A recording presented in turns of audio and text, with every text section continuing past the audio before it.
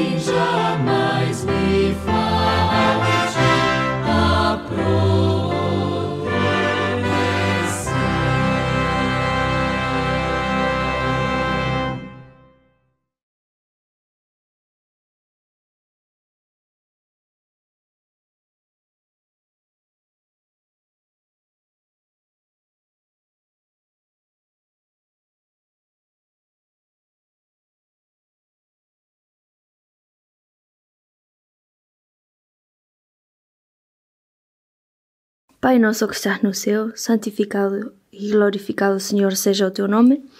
Estamos na tua presença, agradecidos, Senhor, porque mais uma vez temos este encontro com o Departamento de Família, com as lições, Senhor, que foram preparadas e pensadas para nós. Queremos rogar, Senhor, que seja uma bênção para cada família que vai assistir e que vai estar em contato com ela. Abençoa cada tema, Senhor, e cada um dos pastores e os irmãos que têm colaborado com ela. E ajuda-nos, Senhor, a abrir a nossa mente e o nosso coração para podermos compreender em profundidade o que quer transmitir através delas para nós. Em nome de Jesus. Amém. Amém.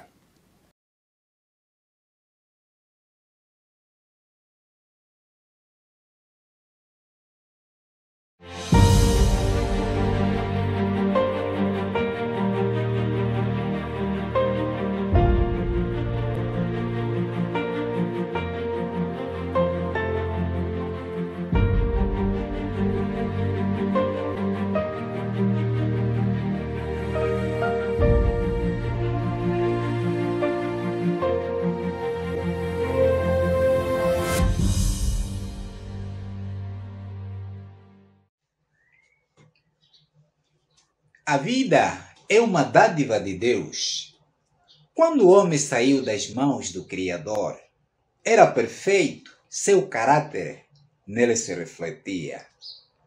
Em Gênesis capítulo 1, versículo 27, disse Deus: façamos o homem à nossa semelhança. Não era a vontade de Deus que o casal sem pecados conhecesse algo do mal. Livremente lhes dera o bem e lhes recusara o mal. Mas, contrariamente à sua ordem, haviam comido da árvore proibida e agora continuariam a comer dela. Isto é, teriam a ciência do mal por todos os dias de sua vida. Desde aquele tempo, o gênero humano seria afligido pelas tentações de Satanás, em vez do trabalho feliz até então a eles designado. A ansiedade e a labuta seriam seu quinhão e estariam sujeitos ao desapontamento, pesares, dor e finalmente a morte. Patriarcas e Profeta, página 58 a 59, nos dá esta informação. Porque o salário do pecado é a morte. Romanos capítulo 6, versículo 23. Nossos primeiros pais, por causa do pecado, perderam a companhia dos anjos e do próprio Deus. Também perderam seu lar edênico. Gênesis capítulos 3, versículos 22 a 23. A desobediência à lei de Deus mudou completamente a vida do homem para o mal. O dicionário define algum termo interessante que nesse momento corresponde à vida que o homem está levando depois da queda. A palavra resiliência.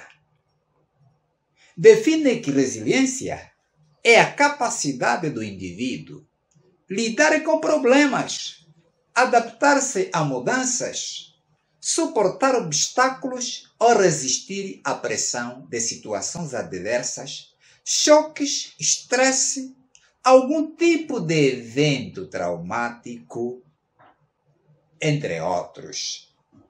Todos nós gostamos da vida. Como famílias, planificamos o futuro dos nossos filhos, porque queremos vê-los bem realizados profissionalmente, a fim de terem uma vida de independência econômica. Verdadeiramente isto não é mal. Também desejo de todo o casal sonhar viver muitos anos e morrer naturalmente na velhice. Mas isto não tem tido cumprimento em todos.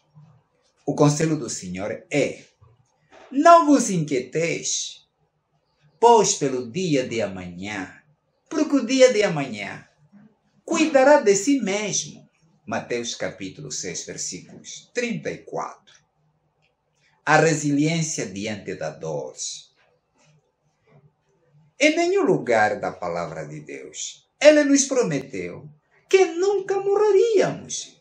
Jamais disse que a doença não afetaria os filhos de Deus, mas se prometeu estar conosco em qualquer difícil processo da vida. Não nos esqueçamos, meus irmãos, que somos pecadores e o pecado trouxe morte e doença para a humanidade. A Bíblia apresenta-nos a história de um homem que foi resiliente, espiritualmente resiliente, em suas provas, dizendo: e sucedeu um dia em que seus filhos e suas filhas comiam e bebiam vinho na casa de seu irmão primogênito, que veio um mensageiro a Jó e disse: os bois lavravam e as jumentas pastavam junto a eles, e deram sobre eles os sabeus, e os tomaram, e os servos feriram ao fio da espada, e só eu escapei para trazer-te a nova. Estando este ainda falando, veio outro e disse: fogo de Deus caiu do céu, e queimou as ovelhas, e os servos, e os consumiu. E só eu escapei para trazer-te a nova. Estando este falando, veio outro e disse: ordenando os caldeus 3 tropas, deram sobre os camelos e os tomaram, e os servos feriram ao fio da espada. E só eu escapei para trazer-te a nova. Estando este falando, veio outro e disse: estando teus filhos e tuas filhas comendo e bebendo vinho em casa de seu irmão primogênito, eis que um grande vento sobreveio da além do deserto e deu nos 4 cantos da casa, que caiu sobre os jovens e morreram, e só eu escapei para trazer-te a nova. Então se levantou Jó e rasgou o seu manto, e rapou a sua cabeça, e se lançou em terra, e adorou ao Senhor, e disse: do ventre da minha mãe eu saí nu, e tornarei para lá. O Senhor o deu, e o Senhor o tomou. Bendito seja o Senhor, meu Deus. Em tudo ele não pecou, nem atribuiu a Deus falta alguma. Encontramos essas palavras em Jó capítulo 1, versículos 13 a 22. O relato sobre a vida de Jó apresenta-nos os desastres econômicos e sociais que ele sofreu, porque em pouco tempo perdeu suas riquezas e filhos, tendo passado para um nível de vida de miséria. Diante de tudo isto, permaneceu resiliente, ou seja, não perdeu o objetivo número 1 em sua vida, que era ter uma confiança inabalável em Deus. Hebreus capítulo 10, versículo 35, nos diz o seguinte: não rejeiteis a vossa confiança, que tem grande e avultado galardão. Desde o mês de dezembro de 2019 até então, a pandemia da Covid-19 aumentou consideravelmente o nível de dificuldades na vida do homem em todo o mundo. As economias das nações, das famílias e de pessoas singulares estão indo de mal a pior e está a provocar socialmente crises familiares.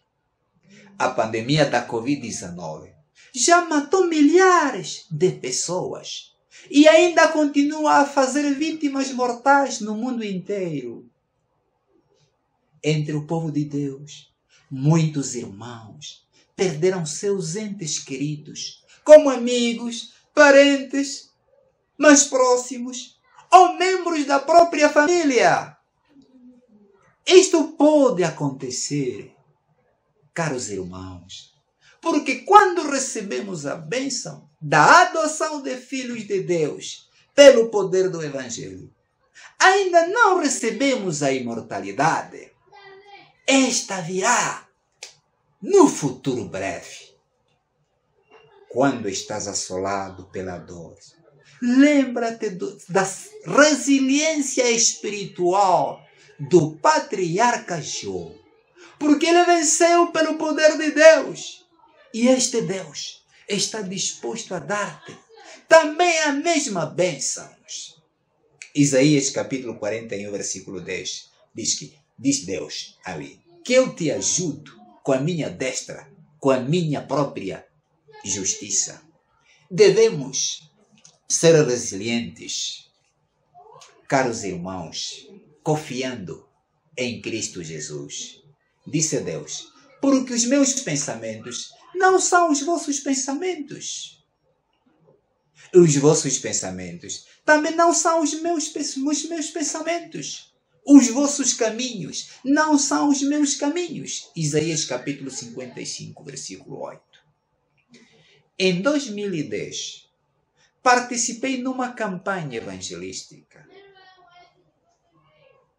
realizada a pouco menos de 300 quilômetros da cidade de Lubango, Angola. Ao sair de casa, entreguei a minha família nas mãos de Deus e aparentemente estava tudo bem ao nível da saúde.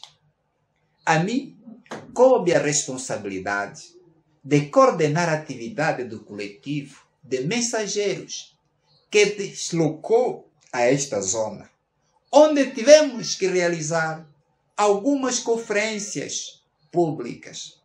Numa bela tarde, naquele ambiente campestre, quando os convidados afluíam alegremente para o recinto das conferências, e eu já preparado para tomar da palavra, tocou o telefone do meu colega de viagem a comunicar o falecimento da minha filha. A notícia circulou de forma sigilosa entre os meus colegas. Com os corações tomados de tristeza, aproximaram-se junto de mim e comunicaram-me o sucedido. Como humano, minha emoção e fé foram severamente provados. De acordo com os meus fracos pensamentos, não era o momento de Deus permitir a morte da minha filha, porque eu estava ao serviço da salvação de almas para o seu reino. Mas para ele, era o momento certo de provar-me se prevaleceria a vontade de Deus em minha vida ou prevaleceria a minha própria vontade. Os meus irmãos sugeriram que pegássemos nas malas e seguíssemos viagem a fim de participarmos do funeral. Mas, antes que se manifestasse qualquer decisão, convidei-os para um contacto com Deus em oração. E em seguida, dirigindo-me a eles, disse que não podíamos seguir viagem e abandonar as almas que vieram pela primeira, segunda e terceira vez para ouvir de boa vontade a mensagem de salvação. Disse que Deus não aprovaria tal procedimento, porque minha filha morreu fisicamente, aguardando pela manhã da ressurreição para a vida. Ao passo que as almas que estavam a entrar para o recinto das conferências estão a necessitar da ressurreição da morte espiritual através do ministério da palavra. Disse o Senhor, disse o apóstolo Paulo na carta aos Efésios. Mas Deus que é riquíssimo em misericórdia, pelo seu muito amor com que nos amou, estando nós ainda mortos em nossas ofensas, nos vivificou juntamente com Cristo. Pela graça sois salvos. E nos ressuscitou juntamente com Ele e nos fez assentar nos lugares celestiais em Cristo Jesus. Carta aos Efésios, capítulo 2, versículo 4 até 6. Naquele momento, o Senhor fortaleceu os membros que fizeram parte da viagem e continuamos com o trabalho. Levantei-me diante do auditório pelo vigor recebido de Deus e comecei a pregar. O Senhor Jesus disse: porque sem mim nada podeis fazer. No Evangelho de São João encontramos estas palavras, capítulo 15, versículo 5, última parte. Quando permitimos a vontade de Deus ter livre curso em nossa vida nas coisas pequenas, estaremos preparados para aceitar também a vontade de Deus nas coisas maiores da vida. Ceder à vontade de Deus em tua vida é conquistar o silêncio da alma para conseguir contemplar as obras de Deus em tua própria vida. Até isto procede do Senhor e dos exércitos, porque é maravilhoso em conselho e grande obras, disse o profeta Isaías no seu livro, capítulo 28, versículo 29. Na oração ensinada pelo Mestre aos discípulos, no Evangelho de São Mateus, capítulo 6, versículo 10, ele diz: venha o teu reino, seja feita a tua vontade, assim na terra como no céu.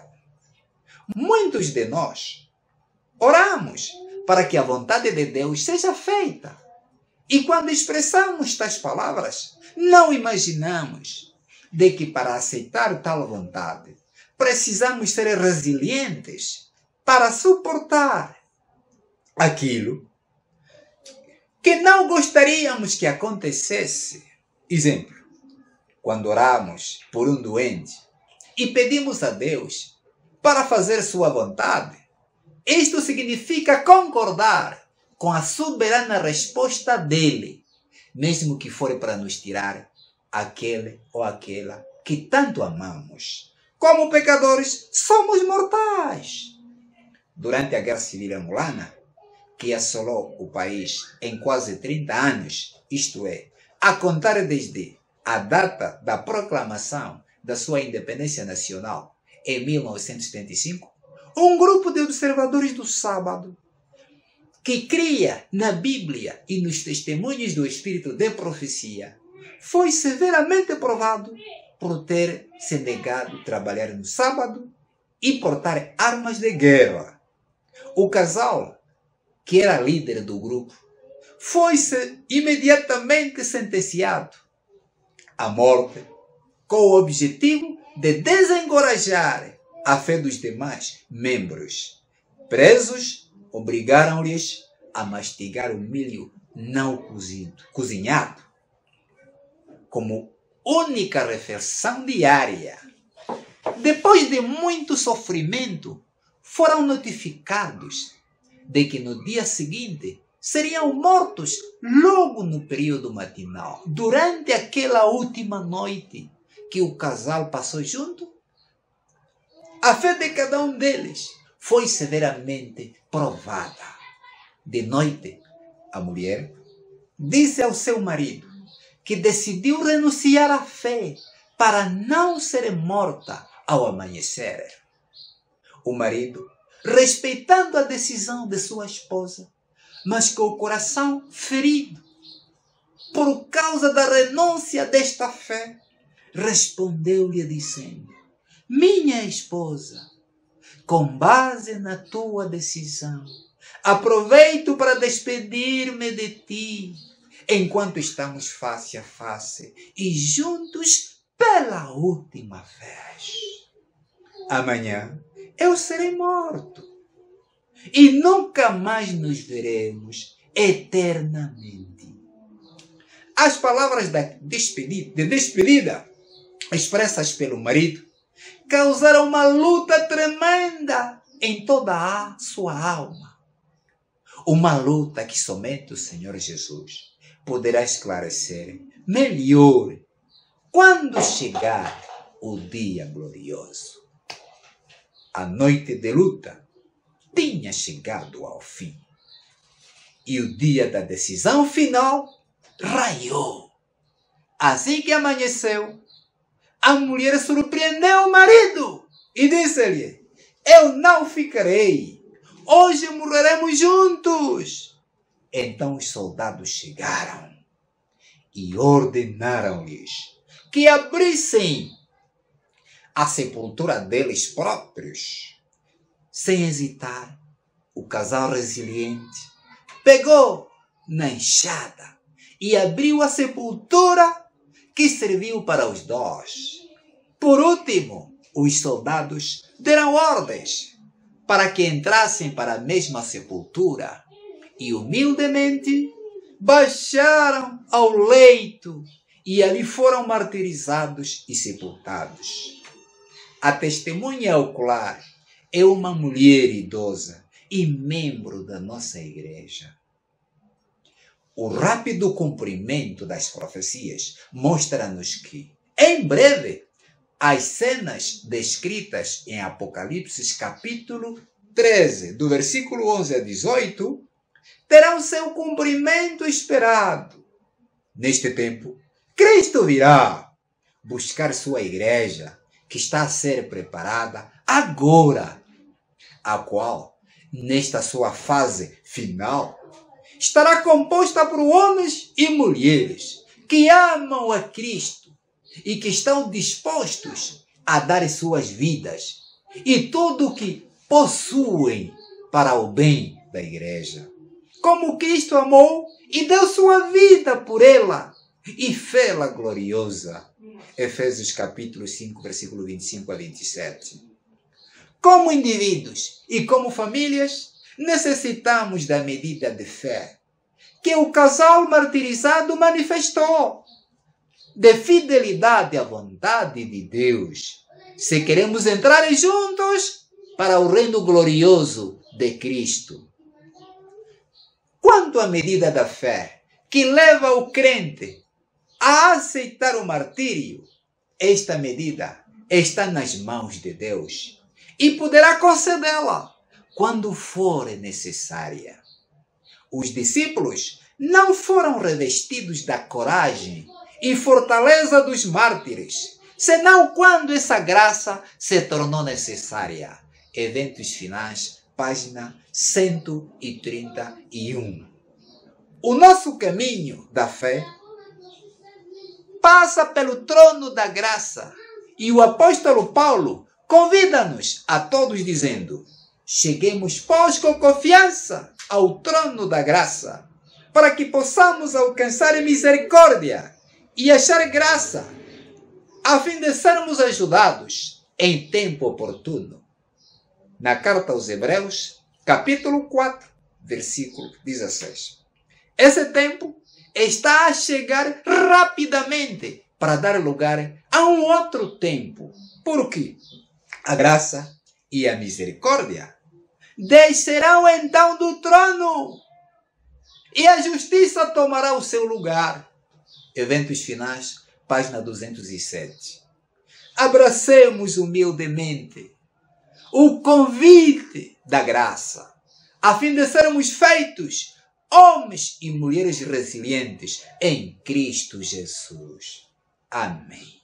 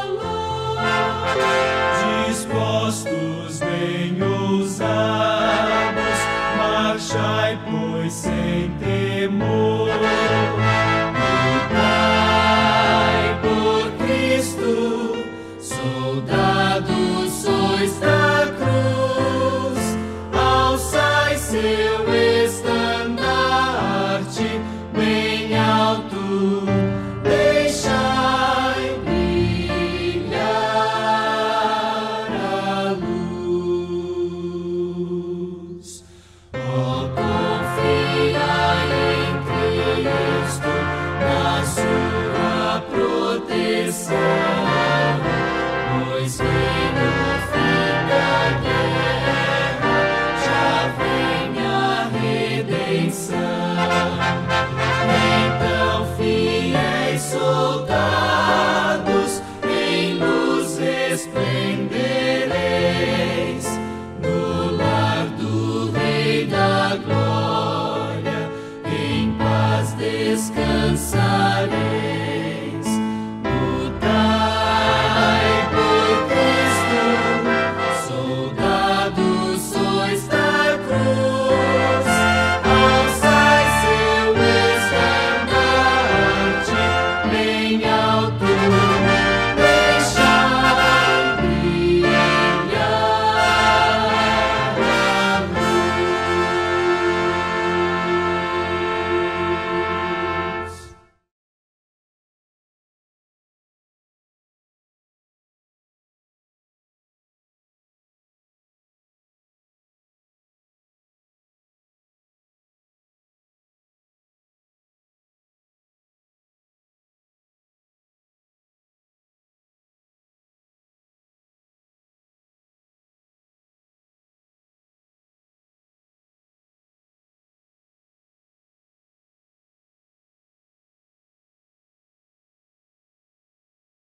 Senhor, nós te agradecemos, Pai Celestial, pelo tema que podemos ouvir hoje e te queremos rogar, Pai, que nos ajudes a ser resilientes na nossa vida, resilientes como família, que nos ajudes a crescer, Senhor, e que nas nossas provas, nas nossas lutas, Pai, que possamos encarar as dificuldades como motivos para crescermos em Ti, e que essas dificuldades, Senhor, não sejam motivos para nós enfraquecermos, mas sim para nós podermos crescer.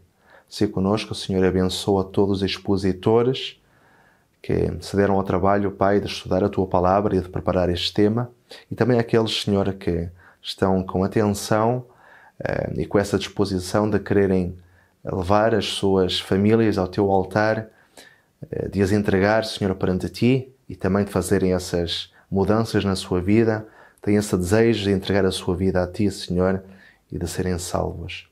Ó Pai, tenha misericórdia de nós, de cada um de nós, e ajuda-nos, Pai, porque necessitamos de Ti, necessitamos da Tua salvação e necessitamos ser transformados. Por Jesus te pedimos e agradecemos. Amém.